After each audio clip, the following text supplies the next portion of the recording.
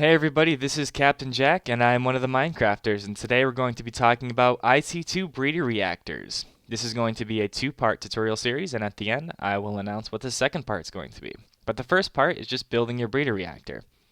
Now we have a lot of stuff going on in this tutorial. We have reactor setups, we have re-enrichment, we have cooling methods, heat management, ways to reduce the explosion size of your reactor and also be able to make it contain more heat. And then we're going to finally set up and build our own breeder reactor. So what are you going to need to get started with breeder reactors? Well, first of all, you're going to need our nuclear reactor and reactor chambers, and you're going to want to place those down in the normal method, just as if you were building a regular nuclear reactor. Now you can use a one-chamber nuclear reactor, or you can continue to add chambers until you get up to a six-chamber reactor. And as you can see here, the inside of it progressively gets larger until you can finally have a space that's this big to play with inside. Now breeder reactors will not put out a lot of EU per tick, so you shouldn't need anything more than copper cable basically, but if you are putting out a little bit more EU per tick than copper cable can handle, you're going to want to either use gold, HV, or glass fiber cable. Personally, I would recommend glass fiber cable in any circumstance, but it's not necessary depending on the size of your breeder reactor or depending on the size of your nuclear reactor. For those of you that have seen the nuclear or IC2 nuclear power tutorial that I already have out there, you're going to notice that this is going to be a lot of the same stuff, basically because you're going to be using the same stuff in a breeder reactor as well as a regular reactor. And you also might find that this tutorial may be a little bit more helpful even than the other one if you're building a regular nuclear reactor. So what are breeder reactors for? Well, the main reason that you're going to want to build a breeder reactor is because in Tekkit Lite, uranium ore is only farmable through manual mining or through quarries. And you can't make it with UU matter, you can't make it with a minium stone recipe. Basically, it's very hard to get. There's no way to generate it, to throw it in a machine to make it yourself. So you're going to want to maximize the efficiency of each single uranium ore that you get, and a breeder reactor is a great way to do that. So, when you have your normal nuclear reactor running, which you have to have one, or you don't actually have to have one, but you will have one running, you're going to notice that when your uranium cells, whether they be single cell uranium cells, dual or quad cells, when they run out, they're going to produce these things called near depleted uranium cells. And the breeder reactor is the thing you're going to use to handle these near depleted uranium cells. Now, the basic way to make a uranium cell is right here. Now, this is a full uranium cell. This is ready to go. You're going to use refined uranium and one empty cell to make a uranium cell. But to make your to stretch out your uranium ore usage, you can do this. You can use one refined uranium surrounded by 8 empty cells to create 8 near depleted cells. Now that's going to give you 8 cells to one refined uranium, as opposed to this, which is going to only give you 1 cell. The only downside to using this method is that you're not going to be able to actually use them in your normal nuclear reactor. You are going to have to re-enrich them first. So how do you do that? Well, what you're going to want to do is you're going to want to take a near depleted uranium cell, and you're going to want to put it in next to a coal dust, and that's going to give you what's called a depleted isotope cell. Now again, this is still not useful yet, but it's ready to go and it's ready to put in to your breeder reactor. So that's a near depleted cell next to a coal dust, gives you a depleted isotope cell. Now, in order to get it back to a uranium cell, you're going to need a re-enriched uranium cell. Now, there's a slight color difference here. If you can see, this one's a little bit darker, a little bit more faded, and the regular uranium cell is a lot more green. It's a little bit more vibrant. At the very end of your cycle, this is what you're going to produce. You're going to produce another uranium cell. But how do you get this re-enriched uranium cell? How do you get from a deleted isotope cell to a fully re-enriched uranium cell? Well, that's where the breeder reactor comes in handy, and that's how you're going to get 8 different 8 uranium cells with just one single refined uranium. And you're even going to get more than that, and I'll tell you a little about that afterwards. Breeder reactors will again allow you to increase the yield of each uranium ore by over 8 times. Now, how do you set one up? Well, before I start slapping components inside a nuclear reactor, you're going to need what the components are, and there are a lot of them. I'm going to go through these as quickly as possible. Again, this was already covered in my other nuclear reactor tutorial, so if you already know this, maybe you can skip ahead a little bit more. If you don't already know it, you're going to want to pay attention to what all these things do, because it's very helpful if you're building a breeder reactor or if you're building a regular nuclear reactor. First off, we have coolant cells, and they come in the form of 10K, 30K, and 60K coolant cells. The 60K coolant cells are also craftable by using a liquid transposer in this thing, and you're going to need some MJ power in order to do that. You can go straight from an empty cell to a 60K coolant cell with 6,000 MB here of water. And you're going to craft these by putting tin next to a water cell, and you can also use a water bottle. It's going to give you the same result. The water cells, you just click an empty cell, or put it next to a bucket of water, or go find a lake and get a bunch of empty cells and right click until you have tons of them. So those are fairly easy to get. These are 10K coolant cells that can absorb 10K heat, or 10,000 heat. 30K coolant cells can absorb 30,000 heat, and they're made by using or putting tin in this form right here. You're going to get a 30K coolant cell. And then finally the 60K coolant cells, which just like it says, they can absorb 60,000 heat from your reactor. And you place some tin here on either side, a dense copper plate in the middle, and two 30K coolant cells on the top and bottom. 30 plus 30 is 60. So those are coolant cells. The next thing you can use are RSH condensators or LZH condensators, and they can be automatically recharged by making a reactor coolant injector, and those are fairly difficult to make. You're going to need 3 LZH condensators, some advanced alloy, an advanced machine block, and a chest, and that's going to give you a reactor coolant injector. The reactor coolant injector will need to be powered by a reactor force field, and that you can see on one of my other videos. I'm not going to cover that in this tutorial here. You can check out the IC2 nuclear power plant setup tutorial to see how that works and to how to make it recharge these things. Now you're going to have an RSH condensator. That stands for redstone condensator, and you're going to need, as it says, a bunch of redstone. You're going to need a heat vent and a heat exchanger, and that's going to give you your RSH condensator. And then there's an LZH condensator, which is again more complicated to make. You're going to need an RSH condensator, some redstone, a block of lapis, and a reactor heat exchanger, and that will give you an LZH condensator. Now LZH condensators can absorb 40,000 heat, or I'm sorry, can absorb 100,000 heat, which is a ton. It's more than any of these things can provide. And an RSH condensator will only absorb 20,000 heat. But why would you want to use either of these as opposed to this? A 30K cell is fairly easy to make. You get more heat absorption from that than you would this. Well, the answer is that they are rechargeable. And if you had a semi-depleted RSH or LZH condensator, you could put it in a crafting table next to redstone or lapis, and it would recharge it. Redstone will recharge an RSH condensator or an LZH condensator. It'll recharge 5,000 heat, and lapis lazuli will recharge an LZH condensator only by 40,000. And these aren't depleted, so I can't really show you that, but you could do it in a crafting table, or you can have these things, either one, loaded into a reactor coolant injector, and it'll keep these cool automatically. So as opposed to these cells here, you can put an RZH condensator in there, and then throw lapis in, and this will be good forever. It's almost like a heat black hole. So that's cooling methods. You have the coolant cells, and you have RSH and LZH condensators, which can be recharged and reused by redstone and lapis lazuli and injected automatically by a reactor coolant injector or manually through a crafting table. Next thing we have here is heat management, and there's a bunch of different ways that you can manage the heat inside the reactor. The first one is vents, and the second one is exchangers, and we're going to be talking about vents first. When I have HPS written up here, that means heat per second or heat per tick. 1 tick is 1 second. We'll go through these fairly quickly here. A regular heat vent removes 6 heat per second from itself, and you can make that by using iron bars, refined iron, and it'll give you a heat vent. Component heat vents remove 4 heat from each adjacent component, and you can make one of those by using iron bars, tin, and a heat vent, and that'll give you a component heat vent. Reactor heat vents absorb 5 heat per second from the core and removes 5 heat per second from itself. So it's going to take 5 from the core, give it to itself, and then dissipate it.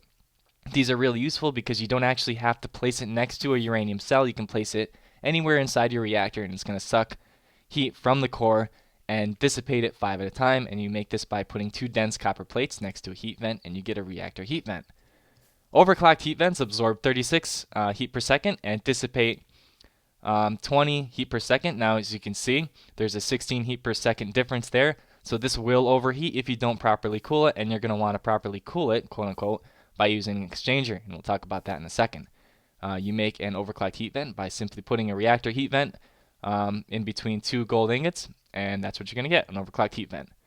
The last heat vent is an advanced heat vent, and it's going to remove 12 heat per second from itself. So it's basically just like a regular heat vent, except a little bit more advanced. What a surprise. So vents, if you want to think about them like this, they just push heat out of your reactor. And next, exchangers will move heat around inside of your reactor. Now, just to clarify before I go forward, there's 2 places that heat can be stored inside your reactor. Each of these components is able to store X amount of heat, and the core is able to store X amount of heat. And you can see that by using an industrial information panel hooked up to a reactor sensor kit. It's going to tell you when the reactor is melting and how much heat it currently has, and when it's going to actually melt down and explode. So the core can hold a certain amount of heat, the components can hold a certain amount of heat, and you're going to want to make sure that it's very balanced or there's no heat at all inside of your reactor. And exchangers are one way to move that heat around. So we have heat exchangers here. It's going to move 12 heat per second to the core. That's one of the things I just mentioned, one of the 2 places that heat can be stored. And 4 heat per second to adjacent components. And you're going to make a heat exchanger by putting an electronic circuit on top of a dense copper plate surrounded by 3 tin. And that'll give you a heat exchanger. Reactor heat exchangers dump 72 heat per second directly into the core. And you can use something like this, a reactor heat vent, to suck it out of the core and back into the environment so you can make bunny rabbits glow. But heat exchangers, yeah, they take 72 heat per second from and they just dump it into the core. So you're going to have to do something with that large amount of heat that's been thrown into the core. Component heat exchangers are made by putting a heat exchanger around 4 gold ingots, and that's going to move 24 heat per second to an adjacent component. You can see these are all they look like kind of an arrow thing. They just shoot heat in different directions. That's going to be made again by 4 ingots and an exchanger. And then finally we have the advanced heat exchanger, and that's going to move 24 heat per second to adjacent components, and also it's going to transfer 8 heat per second to the core. So that you get a little bit more than you would this, but if you're going to use an advanced heat exchanger, you want to make sure that you are dumping heat out of the core as well and not just moving it around. Again, that's where something like this would come in handy, a reactor heat vent. So these are the ways to remove heat and move heat inside your breeder reactor or your regular reactor, and they are the bread and butter, along with those, of what's going to be inside of your breeder reactor and how it works. Now next, there's 3 different kinds of plating. There's reactor plating, containment reactor plating, and heat capacity reactor plating, and they all do different things. The reactor plating will increase your max temperature of the reactor itself by 1,000 and reduce the explosion range by 5%. Containment reactor plating will increase the max heat of your reactor by 500 and decrease the explosion range by 10%. And heat capacity reactor plating will increase the max temp of your reactor by 1700 and reduce the explosion range by 1%. Now hopefully you've built a reactor that's not going to explode in the first place, so the need for these should be fairly limited, except for this last one here. But if you're really super paranoid about everything blowing up on you, you can throw some of this inside there. And if you're even more paranoid about stuff blowing up inside, you can use this reinforced glass or reinforced stone, and that will also protect your things from mass destruction. Just to show you what those 2 things will do, I am going to do a quick demonstration here. We're here in the church, probably not the best place to be demonstrating nuclear reactor explosions, but anyways, here we go. So we have 3, 6, 9, 10 reactor platings. Now it says that it reduces the explosion range by 10% for each one of these in there. And I have 10 of them in there, so let's see what happens. This is going to heat up. I'll close the door on the church. Oh my goodness. Look at that. Reactor meltdown didn't really cause that much damage. And now I'm sick. But there you go. If you're super paranoid and you really don't want to take out your entire base, you can put a bunch of that in there and it won't do that much damage. If that was just a regular meltdown, it would have taken out my entire tutorial. So I had a lot of faith in that would work. So that's good that it did work. Anyways, so these are the 3 different things you can use. You can make this by combining dense copper plate with advanced alloy. This one you can make with reactor plating and advanced alloy, and this one you can make with dense copper plate and reactor plating. Alright, well, if you're wondering why you're suddenly looking at a huge hole in the ground in a destroyed village, it's because I made a last minute change to one of my breeder reactors that was running slightly cooler than Mordor, and I made a reckless mistake and blew the entire thing up, so everything that you've seen up until this point no longer exists. Needless to say, I was very, very upset, but we carry on. Anyways, it might have been a blessing in disguise because there was a lot more information that I had included in the first part of the tutorial, or the first variant of the tutorial, whatever you want to call it. So here you're going to see a bunch more information that's going to be really important to you and how you set up breeder reactors, and then we're going to get into building your breeder reactor like you saw at the end of that last little segment before I blew everything up. Alright, so building your breeder reactor and more important information. This is stuff that you're really going to want to pay attention to, that you're going to want to know. The more you understand breeder reactors and how they work, the easier it's going to be to make them, and the easier it's going to be to customize your own variants of these things. That's what I found when I was making this tutorial. Honestly, before I started making this tutorial, I didn't really know anything about breeders, and I've learned a lot myself, so hopefully the information that I have learned I can pass along to you, and hopefully it's all 100% accurate. If it's not, I'm very sorry, just put it in the comments below, but most of it should be pretty reliable. Anyways, a couple important points here. The more heat, the faster your cells are going to regenerate. The depleted isotope cells are going to generate faster if your reactor has more heat. And also, there's a downside to that. The more heat, the more unstable your reactor is going to be. Now, let's look at a few facts pertaining to more heat, and then we'll faster cell generation, and then we'll take a look at the instability of reactors with more heat. First of all, we're going to want to look up at the top here. Cell generation increases by 1 time every 3,000 heat or so. So, for instance, a reactor or a breeder reactor that is holding 0 to 2,999 heat, we'll say 3,000, will recharge cells at a normal rate. So you get no bonus if your reactor is running at below 3,000 degrees. However, if your reactor is running from 3,000 degrees to about 6,000 degrees, your cells will recharge twice as fast. There's a really good bonus there.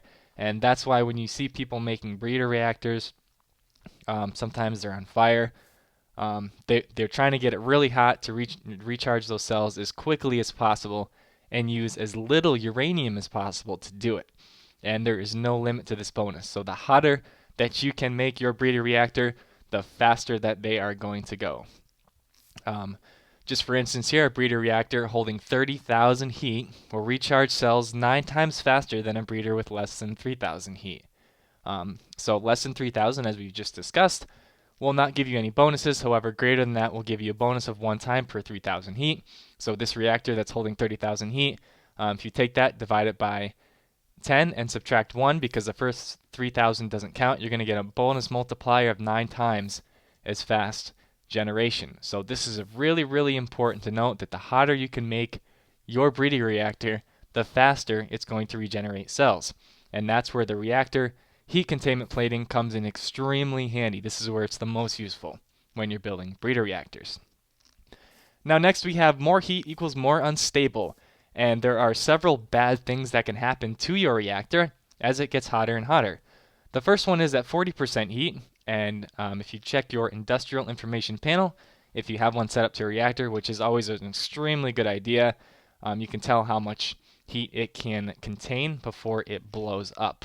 But at 40% of its maximum heat, flammable blocks in a 5x5x5 block around your reactor have a chance of burning. Now, flammable blocks are wood, wool, leaves, stuff like that. You can't light a rock on fire, so that's not really included in this first one here. At 50% heat, which is half as much heat as it can take, it kind of goes without saying, water may start to evaporate. There's a chance that the water, or if there is water around your reactor, it will evaporate. And just at this point, in case you were wondering, dumping water over top of your reactor will not cool it down any faster. That was eliminated in the newest or latest version of Industrial Craft 2. 70% heat, you may get radiation poisoning if you are too close to it, and that will happen if you are standing within a 7x7x7, somewhere inside of that block, that close to the reactor. You could get radiation poisoning, and that's where the hazmat suit will come in very handy. At 85%, this is the extreme danger zone. Blocks may melt into lava. They're not just going to burn.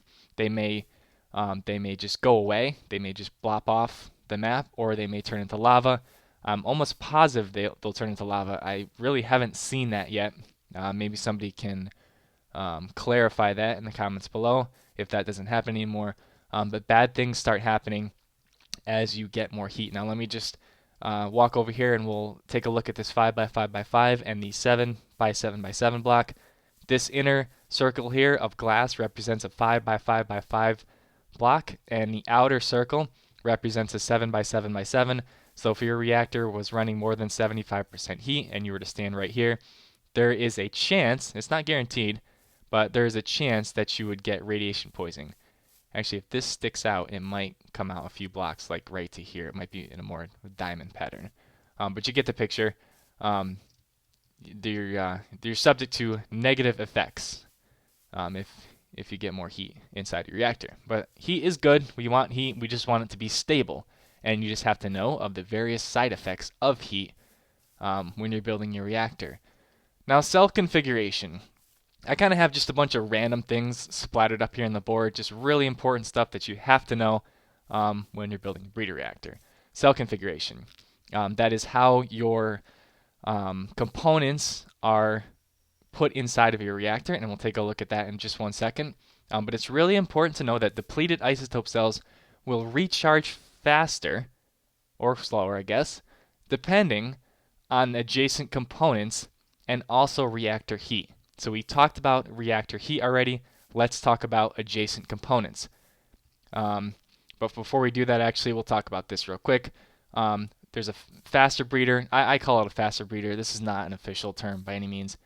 Faster breeders are generally less efficient, keyword being generally, and slower breeders are generally, again, keyword, more efficient.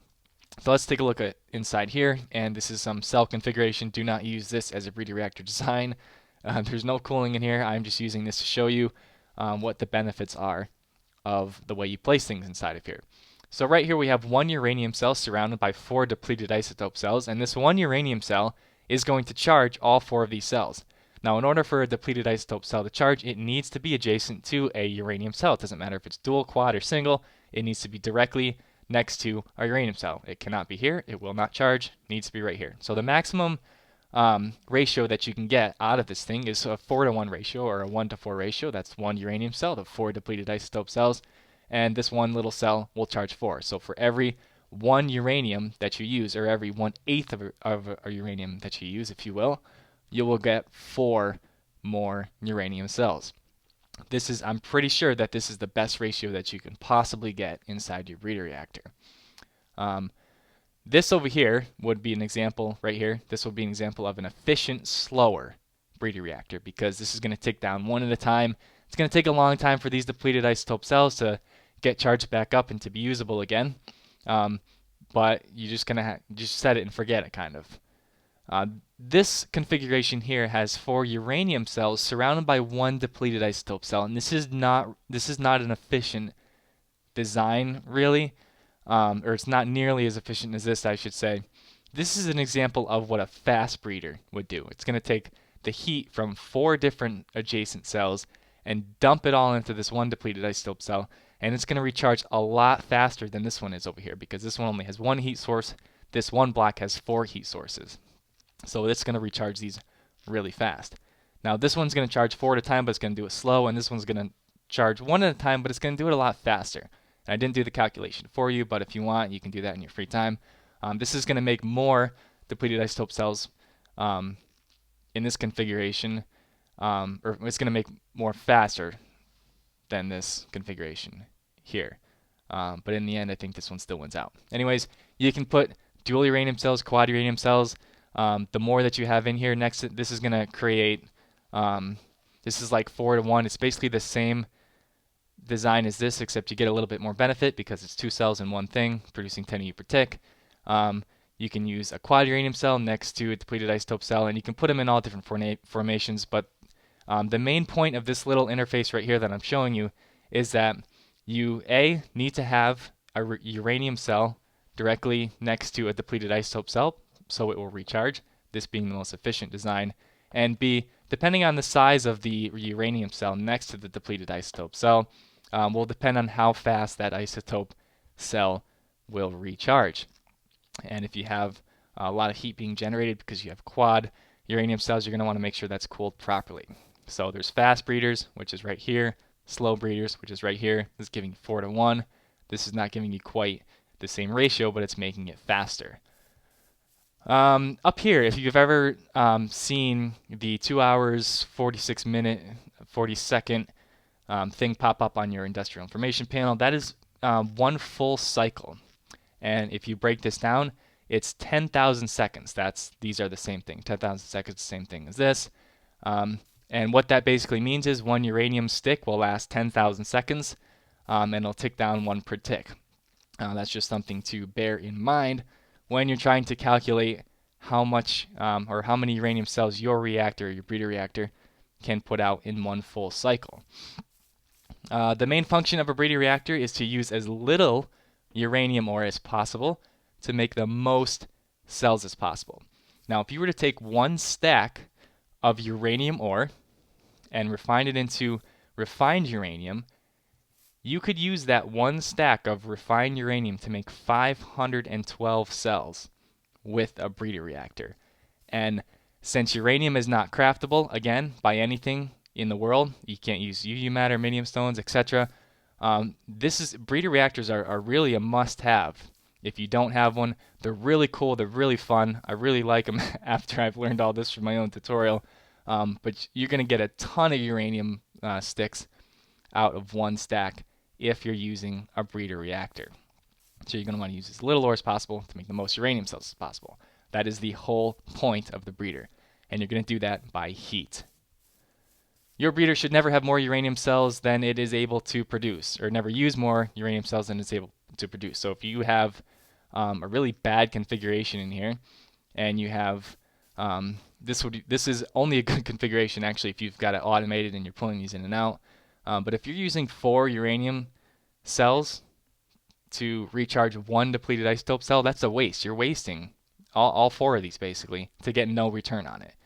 So you want to make sure that when you're designing your breeder reactor that you are creating more cells than you're actually using in your design.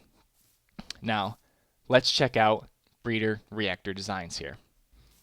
All right, now these breeder reactor designs, I just kind of threw them together. I use the IC2 reactor planner from the IC2 website. It's extremely helpful when you're planning these breeder reactors. You don't have to spawn stuff in and place it all neatly inside the reactor. 1 item at a time, you can just right-click, left-click, take things out, put stuff in, and it will tell you if your reactor is going to be stable or not. So I really recommend using the IC2 reactor planner. There's a standalone version that you can download that I have. Really useful. Get it. Anyways, I'm going to show you a few reactors. Again, these are just little designs of mine. Maybe somebody else has them or designed the same things as me. Probably is pretty unlikely. because there's so many combinations, but I'll just show you a few little ones that I've put together. I'll show you a really efficient one, and I'll show you a really fast one, just to get an idea of what you can do. Now inside here, we have again that 4-to-1 ratio, or that 1 uranium cell to 4 depleted isotope cells. That ratio here. So for every 1 uranium cell, I'm making 4 new uranium cells. So that's a really good ratio. And inside I've got an overclocked heat vent, or I got 3 overclocked heat vents, and some component heat exchangers. And if I flip that on, you'll notice that it's making very little EU per tick, just 5 EU per tick. And that's because every 1 uranium cell puts out 5 EU per tick. So naturally that's what I'm going to have. Again, breeder reactors are not for creating energy, they're for renewing cells. So this is a really simple breeder reactor. You can see if you check up there, it says 99621059. It's going down very slowly, and it's going to take a long time for these cells to recharge. But this thing is totally safe. It's going to top off here in a second. You can just kind of set this and forget it. There we go, it's topped off. It's not going to get any hotter than this. The components are distributing the heat evenly and pumping it out of the reactor, so it's never going to heat up. I'm going to say this probably 4 more times. You can put reactor heat plating inside of here to raise the temperature. You're just going to have to add a little bit more cooling to make sure that the temperature stays dead even. So that's a little reactor, little breeder. It's using 1 cell to make 4 new cells. This is a 1-to-3 ratio. It's using 1 uranium cell to make 3 cells, and this is a little bit more advanced. And I get that 1-to-3 ratio by checking the uranium cell here and checking all adjacent depleted isotope cells. So we got 3 here. We have 1-to-3, 1-to-3, and so on and so forth. 3, 6, 9, 18 cells. This is going to create a total of 18 cells in X amount of time. And again, you're going to have to refill this if you want to get the most out of your uranium cells before these are completely recharged. Using more component heat exchangers and overclocked heat vents. Again, this is a set it and forget it reactor. It has 0 heat, which is not what you want on a breeder reactor. I just want to clarify that. It's putting out 30 EU per tick. Again, extremely low. You're not really looking for power out of these. But this is going to recharge a lot of cells. Okay? And it's going down by just 1 single tick if you check up there in the corner. They're charging very, very slowly, but again, it's a set it and forget it deal. These components are not getting any hotter. And it's just another example of a little breeder reactor. Here's another one. This is a 1-to-4 ratio, and this is just kind of probably, actually it's the same thing as this. There's just more chambers, so you're getting the same ratio with 0 heat. And if I had a lever on this thing to make it work, that would be very helpful. Let's see, let's pop a lever on there. We'll see that it's not heating up at all. It's putting out only 15 EU per tick, but it's got a 1-to-4 ratio, so 4, 8, 12 cells for every 3 uranium cells. So that's a really, really good ratio, and this is, again, it's a set it and forget it type thing. The only thing with these reactors that I have here is these will, I'm almost positive these will recharge before the cycle is over, so you're going to want to replace the cells so you don't waste any uranium in the process. Overclocked heat vents and component heat exchangers. Same thing going on in here. Alright, next we're going to look at a really, really good breeder reactor. I like this one personally. This one is using LZH condensators, and this one would need to be recharged with lapis. There is no possible way. This can be a standalone thing unless you have an automatic cutoff switch, some alarm that buzzes to tell you when to change the diapers in here, or the LZH condensators. So, yeah, they're not diapers. You can't reuse diapers. That would be bad. Anyways, it's a really bad ratio because there's 4 uranium cells in here to 3. So for 4, you're charging 3. But the thing is, this is an extremely fast breeder reactor. You have quad cells, so you're getting a lot more bonus as you're recharging these depleted isotope cells. And the other thing about this reactor is that if it's cooled properly, you can heat this thing up to crazy, crazy, crazy levels of heat, up to 70, 71, over 71,000. Don't recommend getting too close to that in case something happens. But if this is heated properly, this is going to put out over 1,100 uranium cells. 1,100 brand new uranium cells from these 4, 8, 12, 16 quad uranium cells. Holy crap.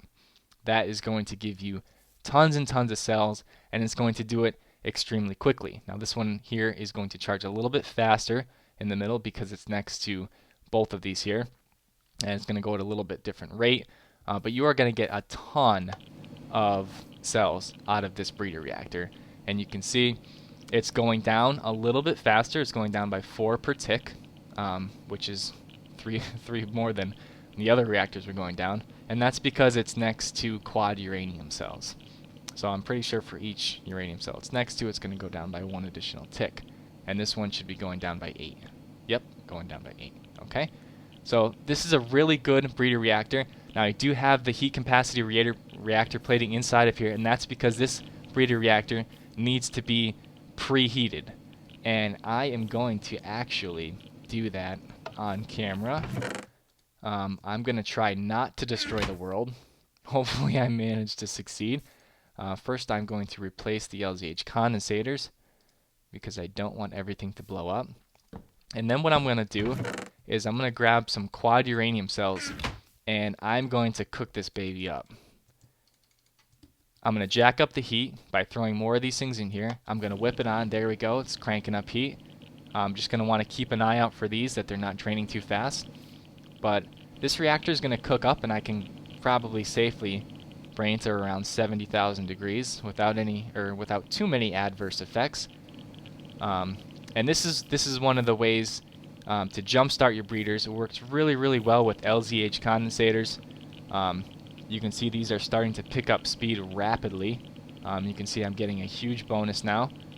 And it's only going to get bigger because, as we've already talked about, every 3,000 heat inside a reactor, I get a one-time bonus, or I get a 1x bonus, and it's going to recharge the cells faster and faster and faster. I'm just going to queue up a couple more LZH condensators. I'm going to turn this off so I don't risk a disaster, even though it's not necessary. Alright, we're going to keep baking this thing. You can see this one in the middle is charging faster and faster and faster. We're up to 30,000 heat. There we go. You can see those numbers dropping rapidly. These things, this one is almost halfway done already, and we've only had it in there for a little while. And you can see that it's on fire.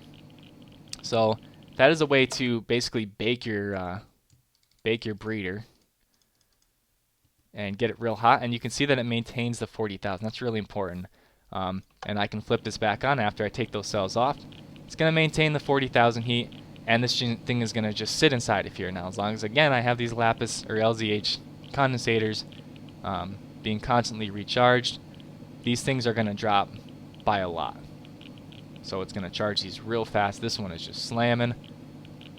It's going down by over 100 per tick, looks like. Yeah, a little less than 100 per tick. And this is going to recharge really quick. So this is a good breeder reactor. It's an excellent breeder reactor. And it's going to give you tons and tons and tons and tons of cells. Okay, so let's take a look at an extremely fast breeder reactor. Now, I already have this thing cooked up. Hopefully the world is not melted over here. I kind of encased it because of the last disaster I had. This thing is one of those mortar hot reactors that I spoke about earlier. This thing is up at 73,000 heat, very hot. I am running a slight risk by being here. I don't think I'm going to get any damage though. This is one of the fastest breeder designs that I could think of. If somebody's got a faster one, please let me know.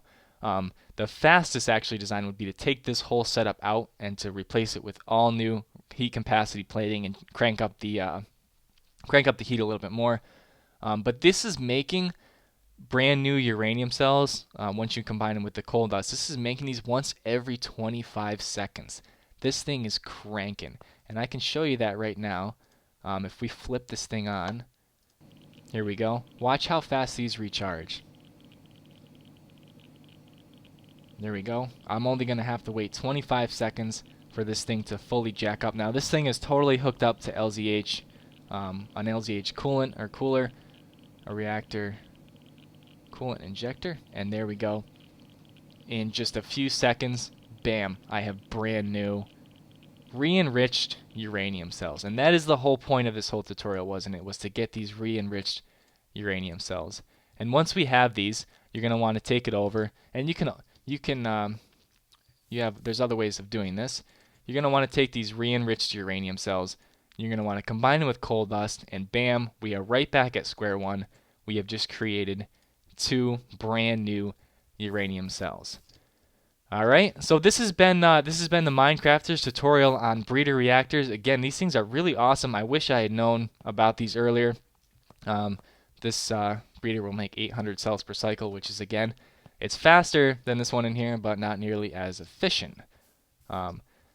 I hope this was informative. I hope that you guys learned something. I learned stuff from you guys all the time, so just make sure you follow us on our website, theminecrafters.com. We're always putting stuff up on Facebook. We're theminecrafters.com on Facebook as well. This has been Captain Jack and a breeder reactor tutorial. Sorry it's been so long. Sorry I blew up most of it. But hopefully this has been fairly all-inclusive, and hopefully this has helped you to be able to make your own breeder reactors and come up with your own designs for whatever your situation may be, so you can make tons and tons of uranium cells for your huge, massive nuclear reactors. This is Captain Jack signing out, and as always, guys, stay very, very poised.